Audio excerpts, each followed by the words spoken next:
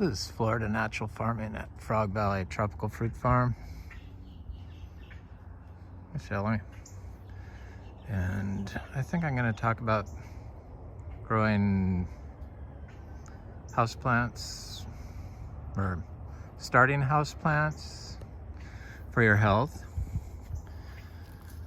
Because I know a lot of people that grow these aroids, the philodendrons and the anthuriums, the monsteras, the midriums, the epiphragmums, the tomatophyllum, the scindapsus, you name it, they're growing it indoors. And they have issues with them.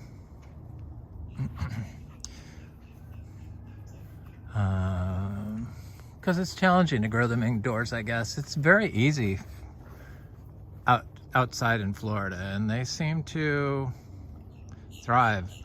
Just looking at how much space I have to redo this pool surface, because I want to plant my, or not plant, but grow my a lot of my aroids in here, make it more like a jungle room. So I've been watching I don't know, Jeff Lewis on Freevee TV. He's got a new show or a new season. I like watching his stuff.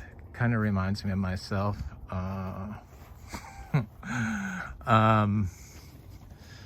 Except I'm more into the plants. So people have issues growing these plants.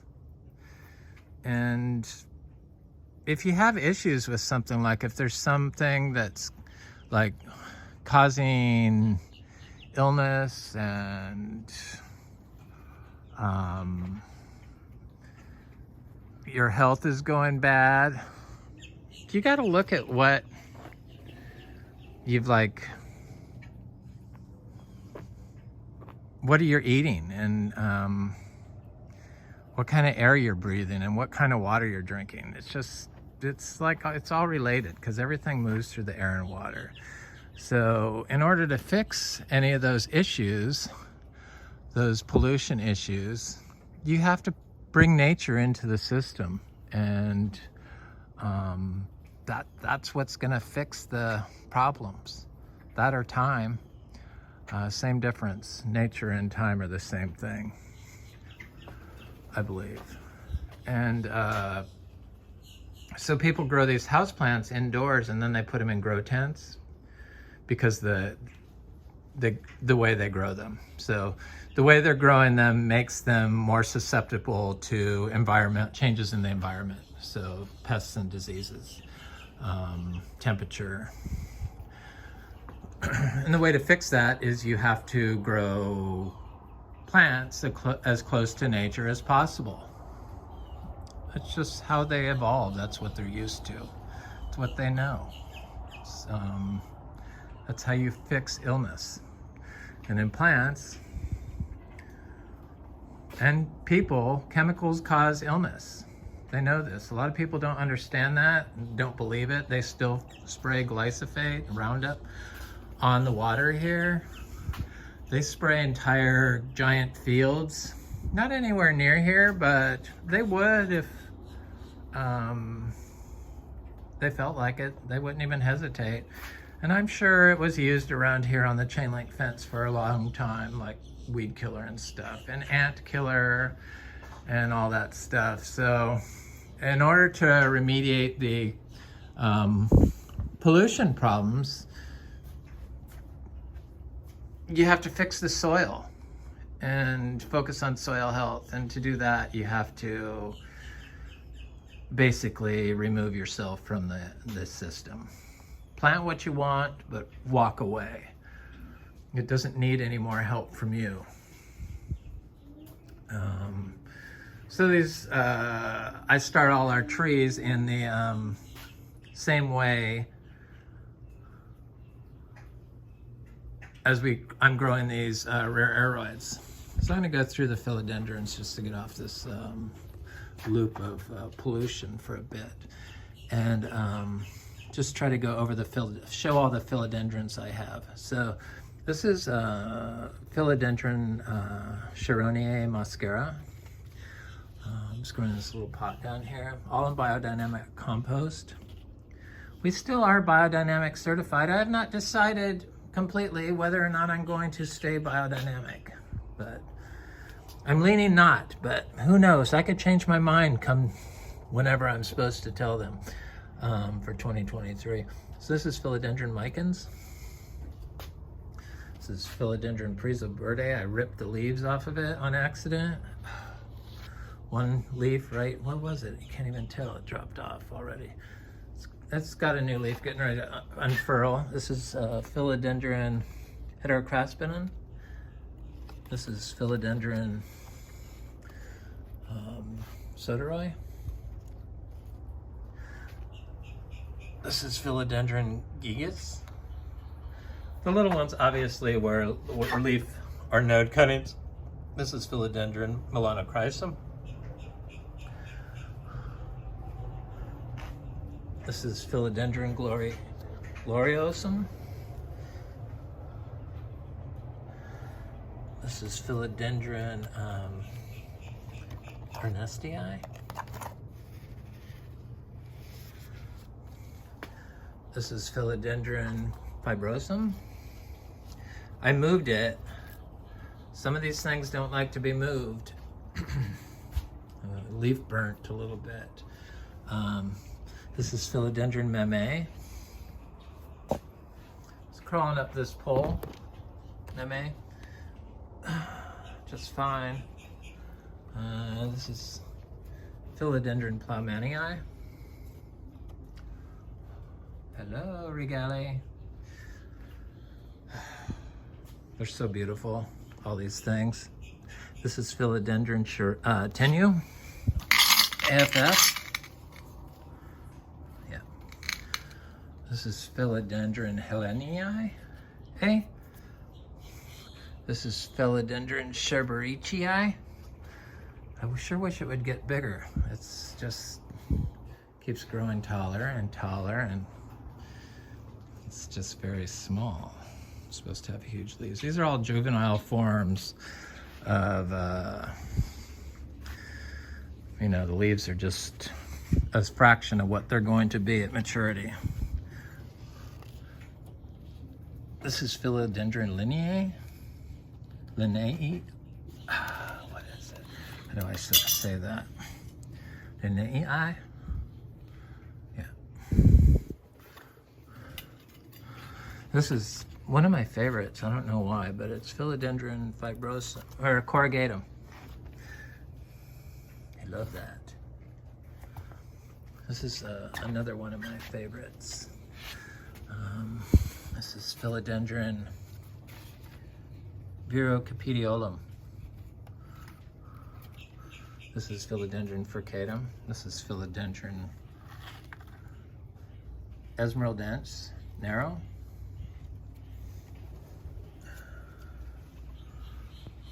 So we grow them in the compost, and then because it's so natural, they don't have any problems with pests and disease.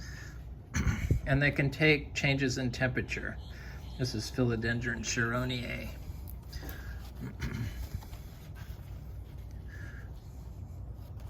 I don't know. I don't see any people talking about how to grow plants, your house plants, for health, and so I figured I need to say something because they are medicine. All plants are medicine. I mean, you get a calming feeling when you look at them, and so why not grow them like medicine? Like I grow our medicinal fruit and herbs here. So this is Philodendron Patricia. Look at that double leaf it gave me. That's the new leaf. It's supposed to be a particularly semi-hard one. It likes lots of water, I know that. This is Philodendron Esmeraldense. This is Philodendron Pastizanum. This is a cutting. Is this the cutting? Yeah, this is the cutting I just did. This is Philodendron Spiritus Sancti. This is Philodendron, I think that's Plummonii, the parent plant, but let me double check. No, Postazanum. This is Philodendron. Who are you? I know who it is. I can't think. Brain freeze. Bernarda Pazzi. Here's Philodendron Biliate. So when you grow them as close to nature as possible, they can take the changes in humidity or lack of humidity or in heat and temperature ranges outside what their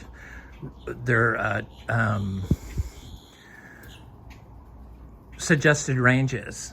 So higher temperatures, lower temperatures. These, a lot of them withstood the Patriciae, or yeah, Patriciae, this withstood 31 degrees. 2 days of freezing, because this is outside. It was right in the window. I don't know why I did that, but it stunted it for a while. It's like, really did. But it didn't die. And then a lot of these Anthuriums that they say are so hard to grow. If you grow them as close to nature as possible, then they're able to take the change. But when you're growing them in a polluted environment and with pollution, then they can't adjust. Their immune system just isn't strong enough to adjust. They don't have the support of the soil. So this is a Philodendron Luxurians that I cut back, and it just had fungus stuff all over the leaves, and it just never grew. So I cut it back, and now it's got 2 growth points on it. It's supposed to be a hard one, Luxurians, but it's doing okay now. This is a cutting of Philodendron tenue, I believe. This is Philodendron Pink Princess. This is Philodendron Biliate. This is Philodendron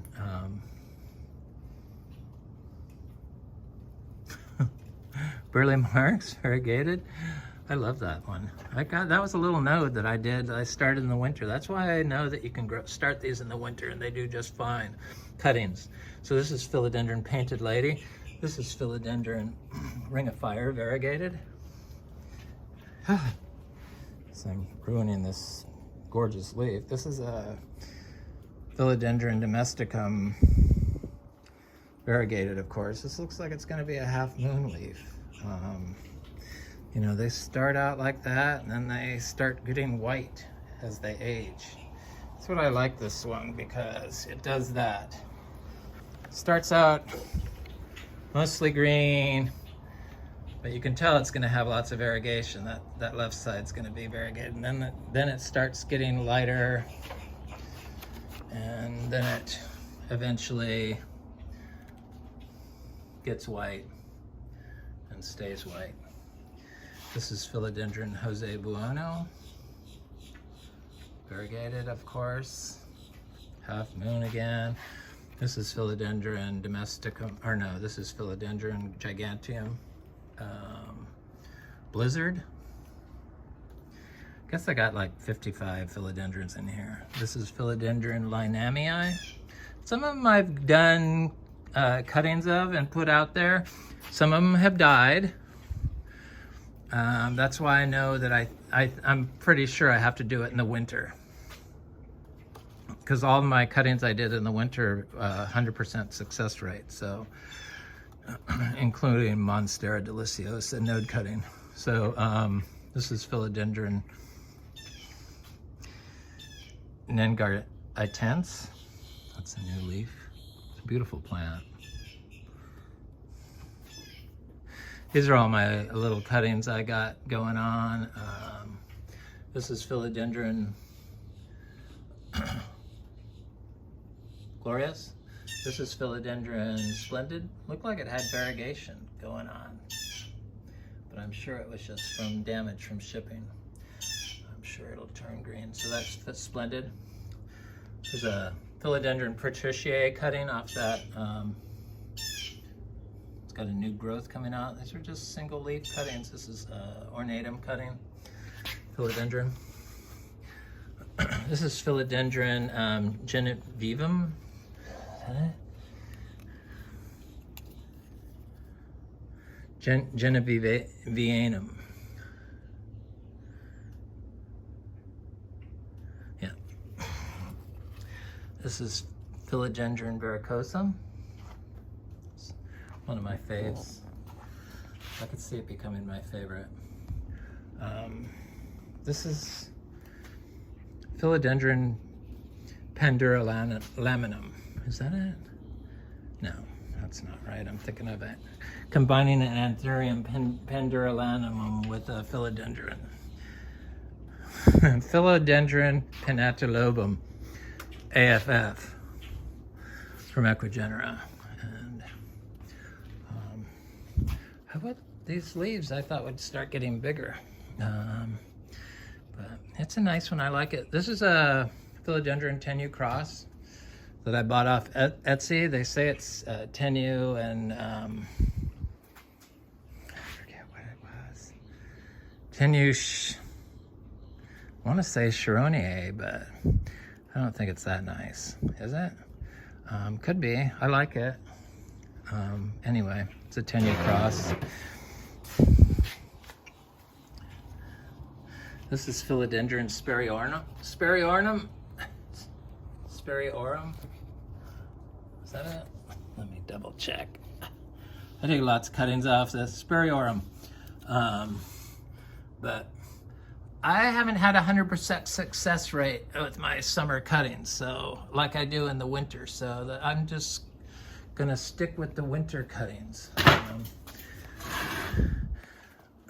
Because I don't have to water them and I could just put them where I want them. This is Philodendron Emerald dense. Well, narrow, what is that? Oh, Sharoni AFF from Equigenera. This is Philodendron Del Cinci.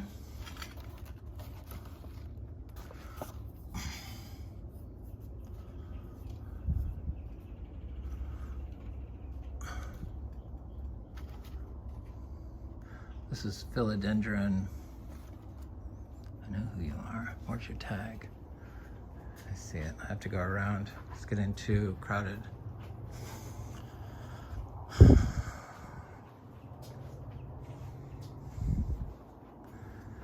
Where is it? Oh, this one is getting big. I did lots of cuttings off this too. Grandipes. I like this one. It has a weird colored back and it's got nice. It's nice, I like it.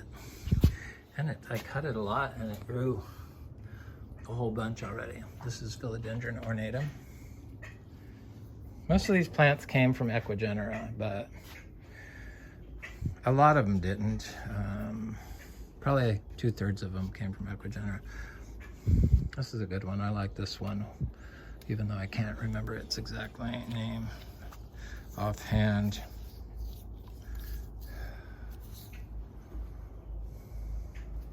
It's a good one. Oh yeah. Yeah, it's Philodendron Deflection. See the mushrooms growing in there? So not all of these grow the mushrooms in them, but the Anthuriums, all of them do. But when the mushrooms go in there, then it swarms with ants sometimes. Which is very interesting to me. So it's a shame that we've sell so much ant killer in Florida. Imagine every house does it, would be my guess. Of course we don't do that. I have to see what's going on. So ants, they fix compaction, so I'm sure they assist the plant to grow with the help of the fungi. And because I do see little sugar ants on my philodendrons, lots of them. These are outside. Those little tiny microscopic ants. sucking off the floral nectaries. Yeah, this is Deflection. I like this one. This is a Philodendron brandiatum. It's that silver one, tiny leaf. This is Philodendron mexicanum.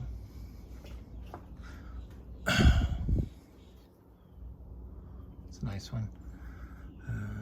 There's some Anthuriums I very rarely show over here. This is Philodendron. I know who you are. Atabapoense. This is that fungicide they spray on the leaves that just, I don't know, when I see that, when I take it out of the box and I see that, I know that the plant's probably going to struggle here. We want the fungi. So, I imagine spraying the leaves with EM or lactobacillus would do it good. Probably washing the leaves, but I didn't think of that until now. And because that's what I do with the mango trees to get it off.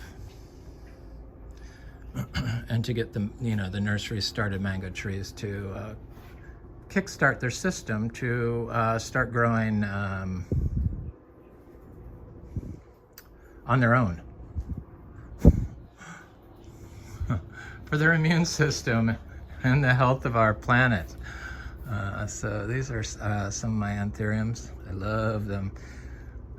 This is Anthurium Vitara Folium. It was a tiny little plant with little tiny leaves, and the first leaf that shot out with this great big huge long one after it got into our biodynamic compost. They like it. They don't seem to mind the dryness or the wetness or the hotness.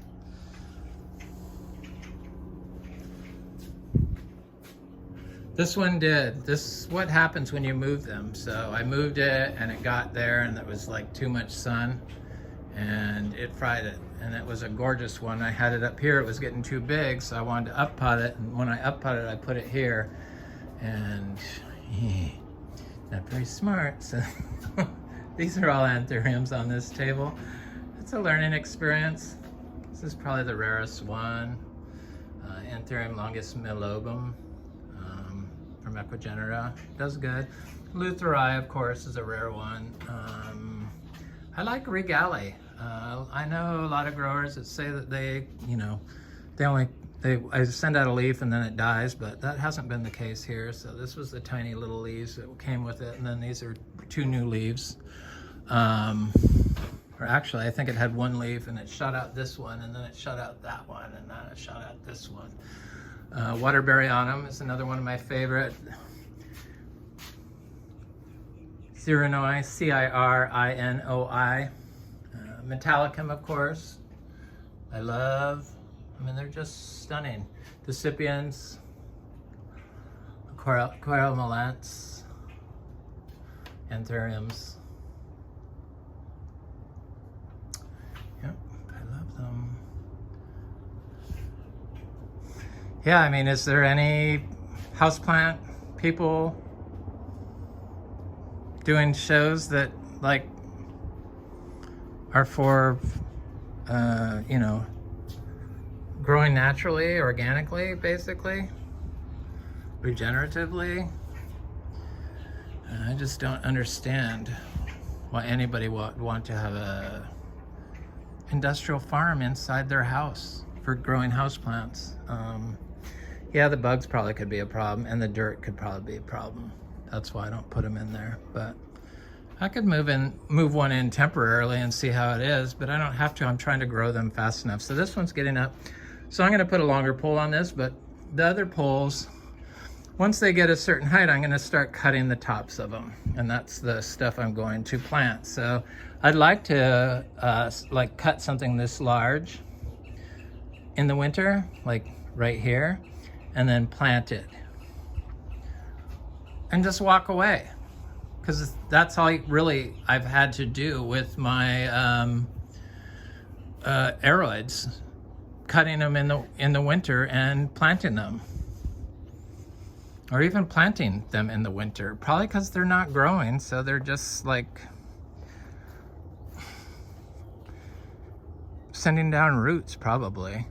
And you can't overwater them here because it doesn't rain a lot in the winter, so of course it's not raining a lot this summer either. This is like a really bad drought, but my trees are used to it, so it's not anything they can't survive.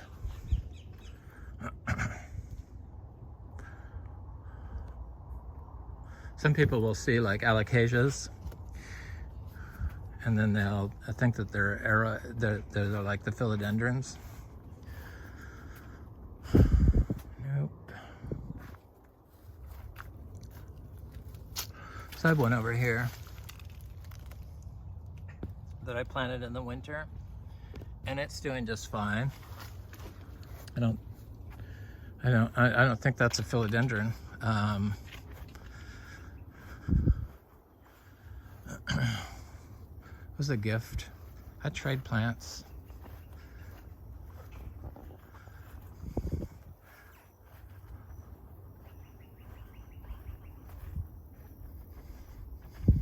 I just saw this jackfruit tree growing right here.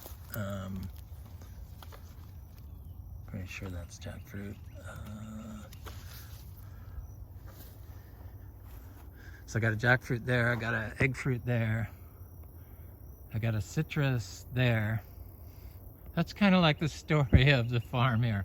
There's like stuff everywhere planted, everywhere. That's why I don't walk on it. With the drought, it's enabled the plants to pop up. I think it's actually helped them in some weird way. We have with all this carbon in this yard, there's lots of moisture in here, so we can take it can buffer the moisture. I mean, that's what nature does.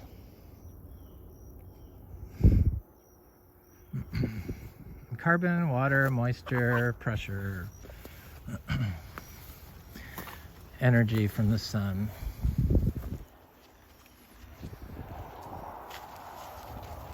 It's that little star fruit. I don't talk about star fruit. It's not my favorite fruit, but I'm growing some from seed. Hopefully they'll be better. I'm sure it's quite possible. Dry farming does affect the flavor of fruit, in case some people didn't know that. I know people I could smell my neighbor is burning. They cut all this green oak leaves, and now they're burning it. I mean, people don't understand what pollution is. It's like, if everyone burned huge piles of debris, none of us would be able to breathe. And guaranteed I could smoke out all my neighbors around me if I was so evil. They know I don't like it. They do it purposely and then do it green. They're old, so they can't really do a lot of it, but they'll do enough. They do it right by their house, and I don't know. Smoke bothers me. Sorry. Usually if you tell somebody that the smoke bothers you or something bothers you, they stop, but now it's stop means, or something's bothering means do it more. It's a little funny. Funny that people just don't see what pollution is. So here's a philodendron cutting from the winter. This is a climbing one. It was a gift from that person I met in Vero Beach that grows these trees, and it took the freeze just fine. Never grew until it started raining, and then all that's new growth. These are boy, that mosquito hurt. These are Monstera cuttings. Monstera Deliciosa cuttings take forever. dry farmed. But it's possible. I'm glad I have a big patch of it. Here's another one.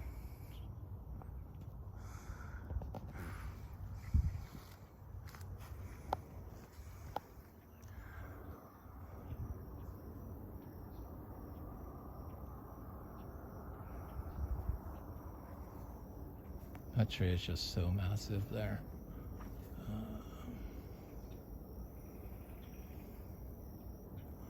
Might as well go look at the, I have a Philodendron Maximus planted under it. Seems like it's doing okay. It was one of those plants, it was a huge plant, it was very expensive. Buying all these house plants was like, because they're so expensive, it was like, it caused some major problems.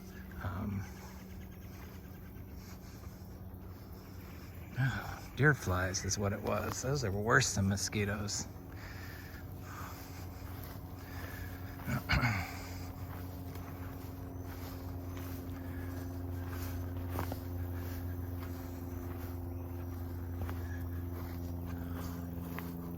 The Cacao cuttings are doing great.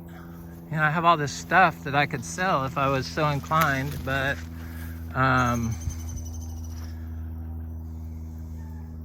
it's okay. It's not going anywhere. It's like money in the bank.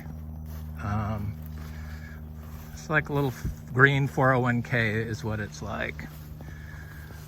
So of course this is our, you know, Monstera Deliciosa that has fruit. That's several fruit that are.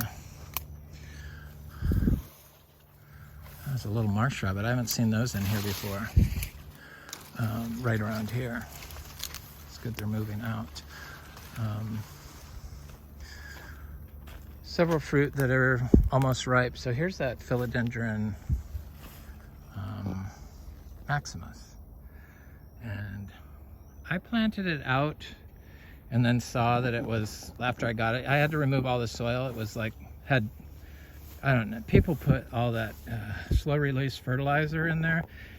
I don't know, they start out with a tablespoon, but then by the time somebody buys the plant, there's like 3 inches of solid plastic with some wood chips in it on the top. And that's how this was. So I remove all that stuff and throw it away. So that's what it is. It will, works against nature. It consumes humus, so I don't want it. And it's made from undesirable chemicals, so I get rid of it. I throw it in the trash. So this Philodendron Maximus, it's got a growth point on it, so that's good. So supposedly only gets can grow, I think it's 10 feet. So it's that's good. I'm excited about that one. It's one of the few success stories. So yeah, I planted it out and it looked like it was dying, so I brought it back in and rehabbed it a little bit, and then it didn't look like it was happy, so I moved it back out and now it looks happy. So but I think that by spraying them, these chemically, industrially grown houseplants, spraying them with lab, it might kill some of them. I've sprayed the lab on little Garcinias and it's killed them in the sun. So don't put them in the sun if you spray them.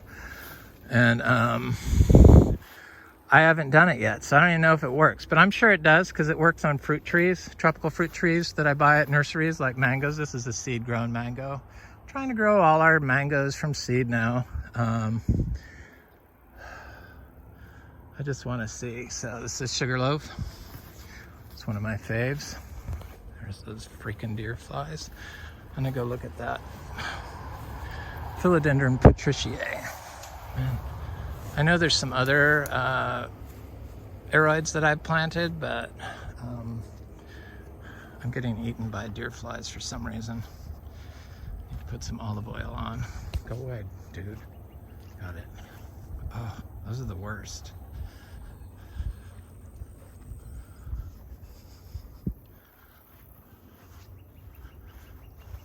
I thought it was mosquitoes, but we don't really have mosquitoes here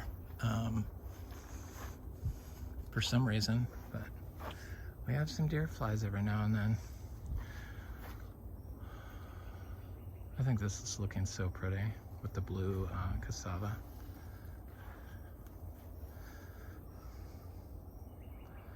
Heliconias are, you know, starting to show themselves. I need to divide some more. I need to put some more torch ginger. I think I should divide my torch ginger, all of it, and plant it. So I'll probably do that today. So I have a huge patch of it. I've given a lot away, and I've divided a lot of it, but it's a big patch, and I think I need to spread it around a little bit more. The cacao tree looks great. I mean, the fruiting cacao. We have about 30 cacao trees that grow naturally, one that fruits, but it's a seed-grown tree from one that I fruited at another property. Cha-chas are looking good. The citrus is looking good. Here's those heliconias that I divided over the winter. And they tell you have to like water them 3 times a week here in Florida, but I was never watered. I divided it in the winter. It's been about, I don't know, it was before the freeze, because the freeze got all the bits that were with the plant. I plant them with all that connected still. I used to chop it off, but the more I thought about it, the more it didn't make sense to do that, and the plant does better when I have left it, whether it be a banana or a heliconia. Probably because the stuff that grows in this system is fungally dominant, so it has a built-in fungal network inside its tissue that if it dies, the fungi is still alive and can harvest water via the carbon and send it to the roots. I'm sure that goes on. It has to.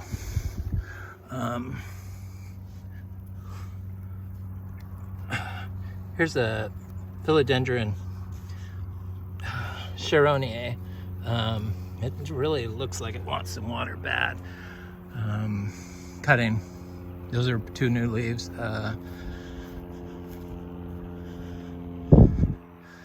Yep, it does.